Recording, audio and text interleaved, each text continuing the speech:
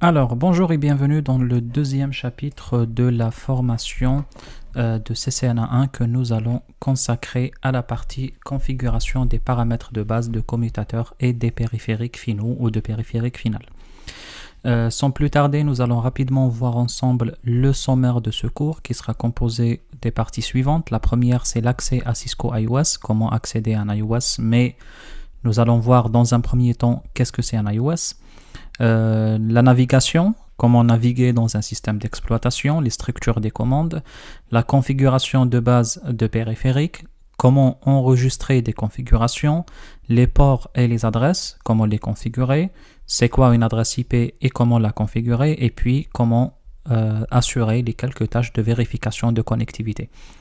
C'est le premier chapitre où nous allons, enfin le premier c'est en même temps c'est le deuxième chapitre en tout, mais le premier aussi où nous allons toucher à la configuration. Comme je vous ai dit au début de la formation, dans la partie introductive, que je ne souhaite pas trop parler de cette partie au début de la formation, mais c'est pas grave, nous allons respecter l'enchaînement tel que Cisco l'a vu dans le but de vous faire la formation qui vous permet la préparation de la certification. En tout cas, il n'y a rien de méchant sur le fait de faire ce chapitre tout de suite là, ça n'aura aucun impact, je vais vous accompagner tout doucement pour aller découvrir mot par mot ce que signifie la configuration, les lignes de configuration et comment nous allons commencer et comment nous configurons des équipements de type switch ou routeur Cisco avec les quelques commandes de base. À la fin de ce chapitre, le but, ça sera que vous appreniez à faire à passer les commandes de configuration les plus basiques qui existent. Après, nous allons aller un tout petit peu plus loin et on va faire des choses plus avancées, mais en avançant dans la formation, pas tout de suite. Alors, avant de commencer, je veux bien faire un petit tour rapide de ce que c'est un système d'exploitation. C'est qu'on entend parler de mot système d'exploitation, iOS, OS, chacun l'appelle comme il veut. C'est quoi un système d'exploitation de base? Le système d'exploitation, c'est tout simplement la partie logique ou la partie logicielle d'un hardware. C'est que vous allez acheter un hardware. Au moment où vous allez acheter un ordinateur, il n'y a aucune différence entre un PC, une tablette, une table, une chaise, un canapé, aucune différence. La seule chose qui fait la différence et qui rend ce PC ou ce routeur ou ce switch ou ce que vous voulez utilisable pour un utilisateur qui veut faire des choses avec, c'est la partie système d'exploitation. C'est que c'est l'ensemble de logiciels, l'ensemble d'applications, l'ensemble de commandes, l'ensemble de structures qui vont nous permettre d'utiliser ce composant. Le composant, il peut être un PC, un téléphone, etc. C'est ce qui nous permet de l'utiliser de la meilleure manière qu'il faut, en fonction de pourquoi on a acheté. Si on achète un smartphone, on l'utilise pour des choses spécifiques. C'est ce qui fait que ceux qui développent des systèmes d'exploitation pour les smartphones, les deux célèbres qui existent aujourd'hui, je ne pense pas qu'il existe un troisième, c'est Android et iOS Apple. Il y a le système de Huawei qui commence à se mettre en place aussi. Ces deux-là, ils développent un système d'exploitation adapté à l'utilisation d'un téléphone. Microsoft, dans la partie Windows, c'est le système d'exploitation le plus célèbre pour les PC, développe aussi un système d'exploitation adapté à l'utilisation d'un PC. Vous voyez, c'est qu'au final, un système d'exploitation, ce n'est ni plus ni moins l'ensemble de fichiers qui vont nous permettre d'utiliser un hardware en fonction de notre besoin quotidien. Il sera composé de trois parties, de la partie shell, de la partie kernel, et puis de la partie principale qui est la partie physique ou de la partie tout simplement hardware. Alors, quand on parle de shell, c'est tout simplement l'interface utilisateur. C'est par exemple comme sur Windows, nous avons ici les différentes interfaces que nous utilisons tous les jours. Nous allons voir dans quelques instants les systèmes d'exploitation Cisco avec leur interface qui ne ressemble à rien du tout à ça, mais ils ont une interface propre à eux. Et puis, vous avez la partie noyau qui constitue l'élément qui assure la communication entre le matériel et le logiciel. Il gère le mode d'utilisation des ressources matérielles pour satisfaire tout simplement la configuration de logiciel. C'est là où tout simplement nous allons stocker l'ensemble des algorithmes, l'ensemble des fonctionnalités qui vont faire des choses pour nous. Quand vous double-cliquez sur Word, nous allons chercher le kernel, nous allons chercher le noyau de système pour lui dire qu'est-ce que je fais. Il vient de cliquer 2 fois sur ça. Et le noyau va lui dire tu vas afficher la page Word, par exemple. C'est juste pour vous vulgariser un peu le terme et comprendre ce que c'est globalement un système d'exploitation. Alors, un système d'exploitation, on l'utilise de deux manières. On peut l'utiliser avec un accès GUI. Et l'accès GUI, c'est tout simplement l'accès avec interface graphique. C'est comme on est en train de faire maintenant sur ce PC-là, ou comme vous faites par exemple avec vos smartphones. Après, il y a l'accès CLI qui est plutôt dédié aux professionnels de métier qui, grâce à la puissance de la ligne de commande, ils peuvent faire des choses que l'interface graphique ne peut pas faire. Après, qu'est-ce qui est mieux que l'autre ? Personne n'est mieux que l'autre. Le but, c'est pas de juger l'un par rapport à l'autre, c'est juste que la ligne de commande permet de faire des choses que l'interface graphique ne peut pas faire, notamment l'exécution des scripts et le fait d'aller interroger le système et le kernel à l'intérieur. Et puis, la partie GUI permet aussi de faire des choses.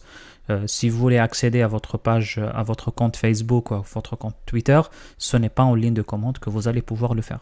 C'est que chaque élément est destiné à faire des choses spécifiques propres à lui. Après, il y a des éléments en commun. Après, ça revient juste à l'expérience de chacun, à chacun sur quoi il est habitué. Par exemple, si vous travaillez sur les équipements Cisco, la plupart des ingénieurs, des experts que je connais dans la matière, moi compris, on utilise les lignes de commande. Moi, je ne suis pas du tout à l'aise sur l'interface graphique Cisco. Si vous allez sur Fortinet, ils ont des interfaces graphiques très bien optimisé, très bien fait avec un système ergonomique excellent. Généralement, les ingénieurs qui travaillent sur Fortinet sont beaucoup plus à l'aise sur l'interface graphique que sur la ligne de commande. Vous voyez, c'est en fonction de comment les gens sont formés dans leur tête, c'est comment les gens sont fabriqués un peu dans leur tête avec leurs expériences, avec le temps de travail, etc., qu'ils commencent à avoir cette vision, cette maturité. Si on parle des systèmes d'exploitation aussi, il faut faire attention pour ceux qui ne les connaissent pas. Les systèmes d'exploitation, par exemple, sur PC, il n'y a pas que PC, il n'y a pas que Microsoft, il n'y a pas que Windows, il y a Apple, celui qu'on connaît tous. Mais il y a aussi des systèmes d'exploitation un peu moins connus de grand public, mais très très connus des professionnels, comme Linux ou Unix. Et là-dessus, nous allons découvrir beaucoup de dérivés de systèmes d'exploitation basés sur Linux. Vous allez voir des systèmes tels que Ubuntu ou autres, Solaris ou autres, bref. Le but, c'est que ces dérivés-là, c'est des variants de systèmes d'exploitation principal, qui est le variant principal Linux. On parle ces derniers temps trop de variants de virus. C'est exactement le même principe. C'est que chacun, il prend le noyau de système Linux et il le développe à sa manière et il sort une interface graphique et des lignes de commande propres à lui. Et on a dans les systèmes d'exploitation basés sur Linux, on a beaucoup de systèmes aujourd'hui parce qu'il y aura beaucoup de variants en fonction des besoins de chacun. Nous allons nous intéresser dans cette partie de la formation beaucoup plus à la partie accès CLI parce qu'on parle des switches et des routeurs qui utilisent majoritairement les interfaces CLI, les lignes de commande pour y accéder. Et quand vous allez acheter un équipement, prenons l'exemple d'un switch. J'imagine que vous savez ce que c'est un switch. Pour ceux qui ne savent pas ce que c'est un switch, c'est un équipement qui ressemble à ça. C'est tout ce que je peux vous dire maintenant.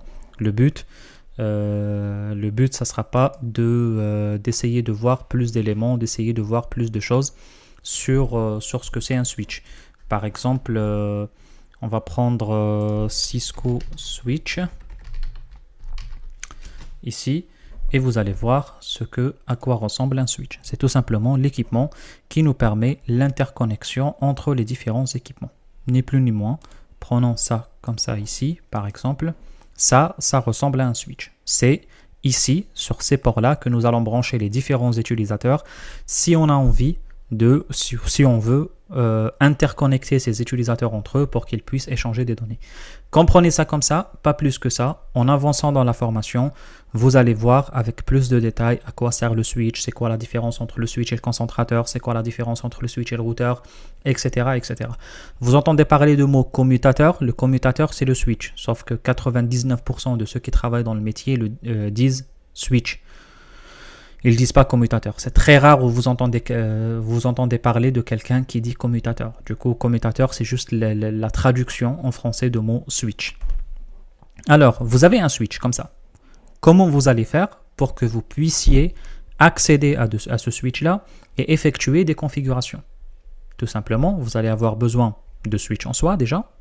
Vous le branchez sur prise électrique, vous le démarrez, et puis vous allez ramener votre PC, j'imagine, et puis votre PC, vous allez le brancher sur le switch. Comment brancher un PC sur un switch? C'est pas comme on veut.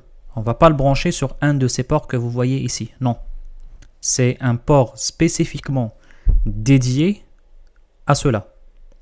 Et ce port-là ne permet de faire que de l'accès au switch pour le configurer.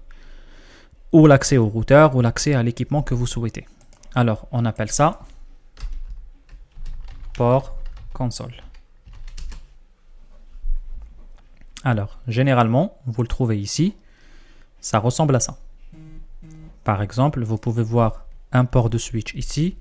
Il ressemble également à ça. C'est le port généralement, qui est en bleu. Cisco le met toujours en bleu. Et écrit dessus le mot console. Console.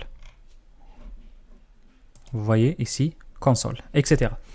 Alors, ce port console, vous allez utiliser un câble spécifique pour lui brancher dessus un câble spécifique qui s'appelle le câble console.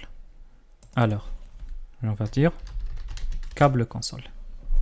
Il est là. C'est un câble très connu. Dans le langage, on l'appelle le RS232, le câble console, comme vous voulez. Hop.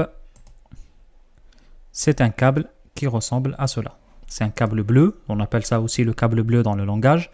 Et puis, c'est un câble qui a un RS232 d'un côté et un RJ45 de l'autre côté. On appelle ça aussi le câble inversé. Alors, ce câble-là, il vous permettra de brancher sur la partie console le switch et de brancher sur la partie utilisateur, ordinateur plutôt, PC, le RS232. Sauf que le problème que nous rencontrons aujourd'hui, c'est que le RS232 n'est pas disponible partout, n'est pas disponible sur toutes les machines. C'est pour cette raison que vous allez avoir besoin d'utiliser un convertisseur RS232 à l'USB. Et c'est ce qui vous permettra justement d'accéder finalement à votre équipement. Alors, après, maintenant, il y a l'accès USB, etc. Ça s'est développé un peu dans ces derniers temps, mais vous pouvez même utiliser des accès de type USB si vous voulez. Mais principalement, la méthode la plus connue aujourd'hui, c'est l'utilisation d'un câble console direct. Après, une fois branché, est-ce que ça suffit pour accéder directement à l'équipement? Non. Là, vous allez avoir besoin d'un outil qui va vous permettre d'assurer l'accès à l'équipement. On appelle cet outil, tout simplement, l'outil d'émulateur de terminal.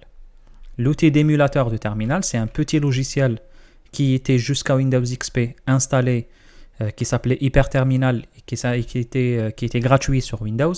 Maintenant, ça devient payant, on va le voir, Hyperterminal. Et ça ressemble à ça. Et c'est un outil qui vous permettra d'accéder à votre équipement via le câble console et le port console tout simplement. Alors, qu'est-ce qu'il y a comme outil? Il y en a beaucoup maintenant. Il y a par exemple un des outils les plus célèbres, PuTTY. PuTTY, chacun l'appelle comme il veut. Ça ressemble à ça. Super PuTTY aussi. C'est juste un PuTTY plus avancé. Il y a Secure CRT. C'est aussi un outil d'émulation de terminal qui ressemble à cela. Le Secure CRT, il vous offre la possibilité de créer des onglets.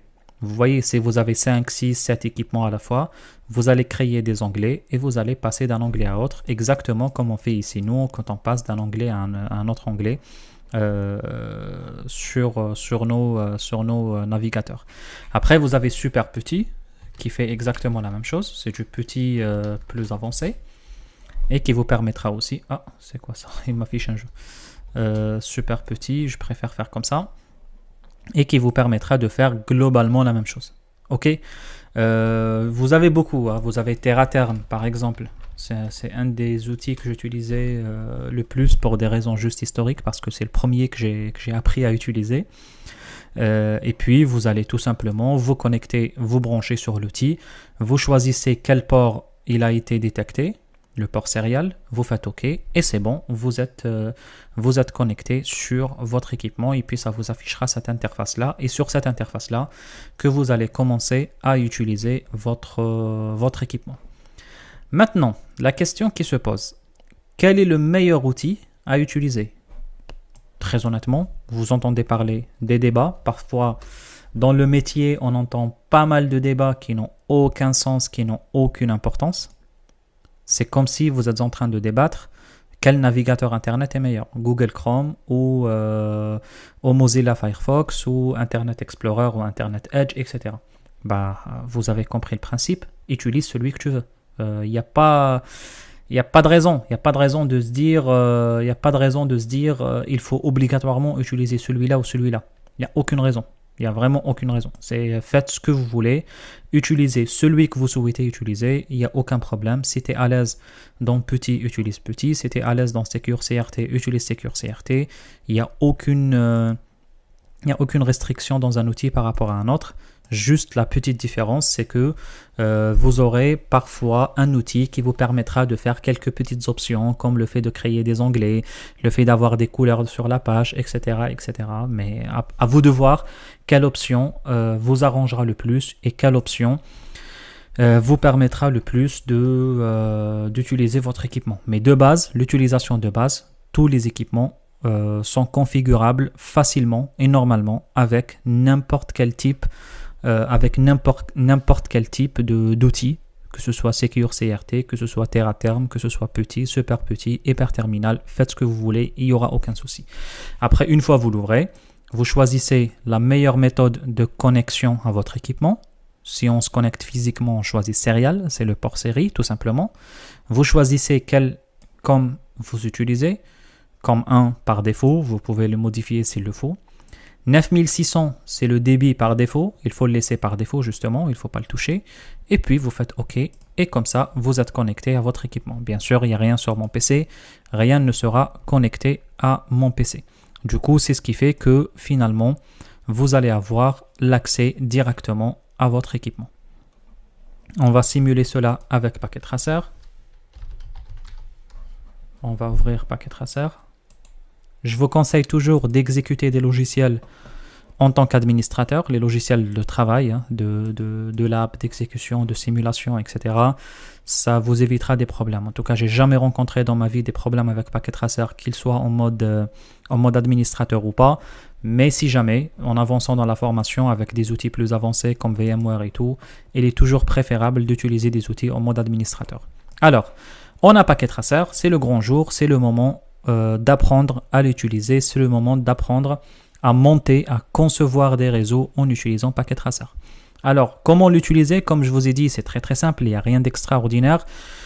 Et le but de la formation, ce n'est pas d'apprendre à utiliser Packet Tracer, mais c'est d'apprendre à configurer un switch ou un routeur. C'est ça le plus important. Alors, on va choisir un switch dans un premier temps, un commutateur. On va venir ici sur le choix des produits qu'on souhaite prendre ou choisir.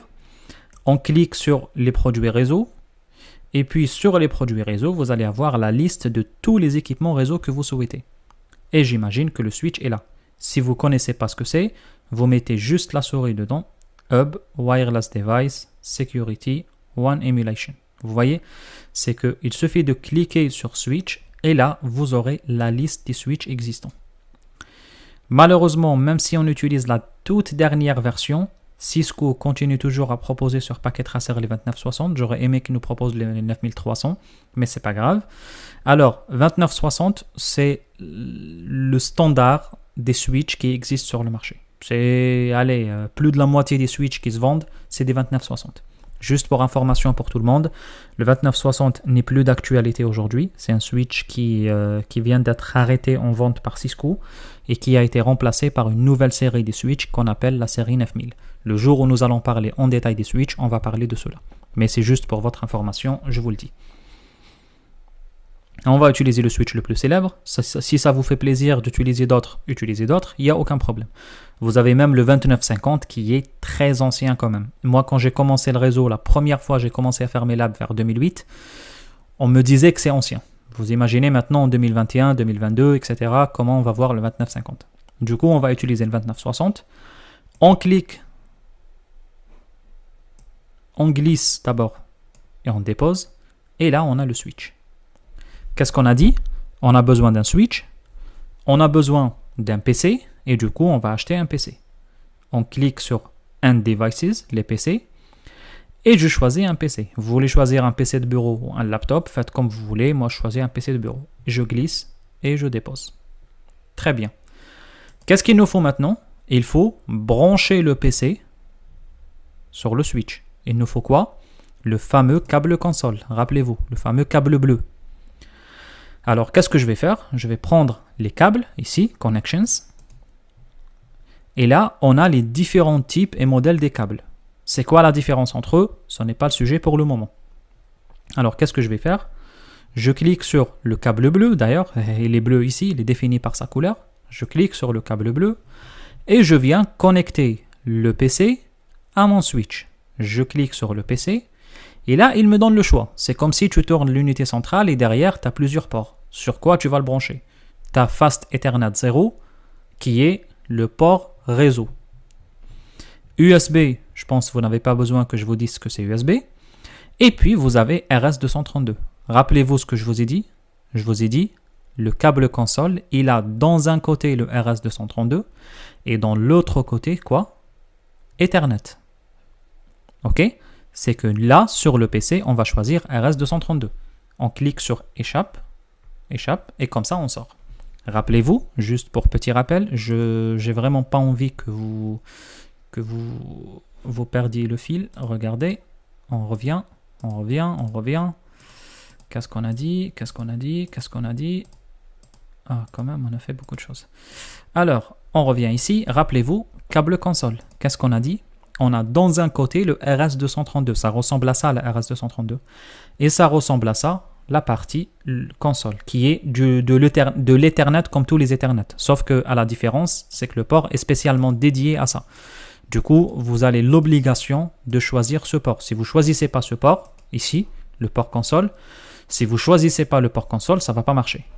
Alors, je reviens, je clique sur le câble console, je clique sur le PC, je choisis RS232 et je tire mon PC. Mon câble. Alors, j'arrive sur le switch, je clique sur le switch, il me donne la liste de tous les ports que j'ai sur le switch. Il n'y a pas de surprise. Le switch, qu'est-ce qu'il a? Il a 24 ports Fast Ethernet 2.1 jusqu'à 24.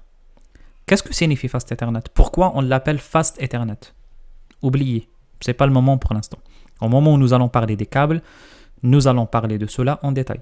C'est que ce qu'il faut comprendre, c'est que les fameux 24 ports sur un switch, ceux-là, c'est les ports que vous voyez ici, les fameux 24 ports sur un switch, vous voyez ici, on les appelle les ports Fast Ethernet. Le switch n'a pas obligatoirement 24 ports, il peut avoir aussi 48 ports, plus, moins, etc. en fonction du modèle de switch que vous choisissez. Ok, vous voyez? Il a 24 ou 48. Celui-là dans la photo, il a 48. Et généralement, on propose deux ports à côté qui sont plus puissants que ces ports-là. Généralement, pourquoi on fait ça? On fait ça généralement parce que les switches dans une entreprise, je fais ça, hop, dans une entreprise, on achète un switch, on va brancher des utilisateurs dedans, et puis ce switch, on va le brancher généralement avec deux ports. Rappelez-vous ce qu'on a dit sur les réseaux fiables, il faut qu'ils soient redondés, doublés. On le branche sur le switch supérieur, etc. jusqu'à faire la cascade, la chaîne pour aller sur le réseau. Alors, le port que vous avez ici, c'est un port qui branche un PC. C'est que s'il n'est pas super puissant, on s'en fout. C'est pas grave, vous avez juste un PC. Qu'est-ce que vous faites derrière un PC? Pas grand-chose. Vous envoyez des messages, vous faites de la musique, vous écoutez des choses, vous envoyez un mail, etc. Par contre, le port que vous voyez ici, ou les deux ports que vous voyez là, ils interconnectent de switch. C'est que tout le trafic qui sort de ce PC, il passe par celui-là. Tout le trafic qui sort, il passe là. Tout le trafic, celui-là, il passe là. Tout le trafic, celui-là, il passe par là. C'est que ces ports-là, c'est les ports d'interconnexion. Ils vont faire passer beaucoup plus de trafic qu'un port d'un utilisateur. C'est comme si vous avez une autoroute, la A10, la A6 ou ce que vous voulez, et puis vous avez une route départementale à côté qui mène à cette autoroute. Une deuxième route départementale, une troisième route départementale, une quatrième route départementale. Et vous voyez qu'il n'est pas possible de comparer cette petite route départementale à une autoroute. C'est ce qui fait qu'ici vous avez 3, 4, 5 positions, je ne sais pas combien, alors qu'ici une ou deux peuvent suffire. Parce que tout le monde jette ici. C'est la même chose, ce port d'interconnexion, tout le monde envoie les informations sur ces ports d'interconnexion. C'est normal qu'ils soient beaucoup plus puissants.